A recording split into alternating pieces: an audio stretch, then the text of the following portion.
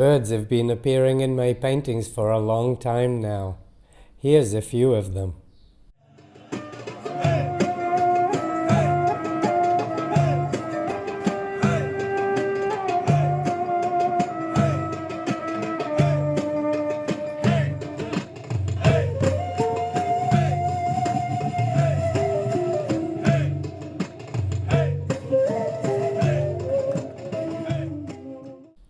So I'm beginning a new series based on the Conference of the Birds, an allegorical Sufi poem from the 13th century poet Attar of Nishapur that tells of the spiritual path to God.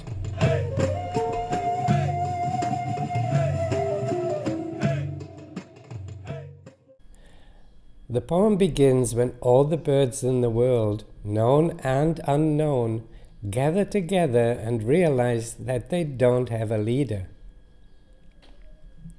Now, since Attar was Persian, I chose not to use Western perspective, but rather to adopt the style of Persian miniatures with their jewel-like colors. I first created a portal with 2 poplar trees in the Persian style, with a geometric reflecting pool before them and a raised pedestal to the left for the hoopoe. The rest of the composition was not planned, but the birds soon began to arrive, and I let them each choose their own place, which quickly filled up.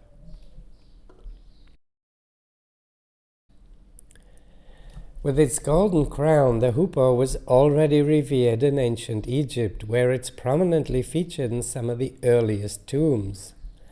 Then it comes up again in the Quran, where it's named as King Solomon's personal messenger.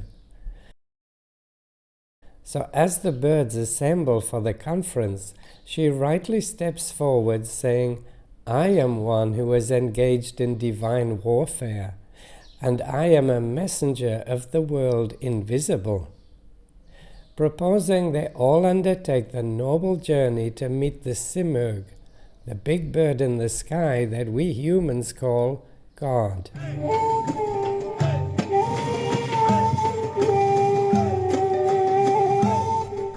At once, all the birds are enthusiastic. Yet as the hoopoe mentions how the journey is long and arduous, one by one, most of them come up with an excuse of why they are not able to go. Here the genius of Attar's allegory works perfectly, as we immediately recognize each of the birds' excuses as our own. And in this first painting, they're all assembled around the hoopoe. Yet while they all listened eagerly, each one heard them in their own way, and some were clearly more interested than others. These 2 lovers were so satisfied with what their moment offered, they couldn't even think about going. The hen had her chicks to take care of, and 2 eggs hadn't even hatched yet. The owl, known for its great wisdom, was skeptical, and the magnificent peacock was obviously concerned about its feathers. So, in the end, very few chose to set out on the spiritual path.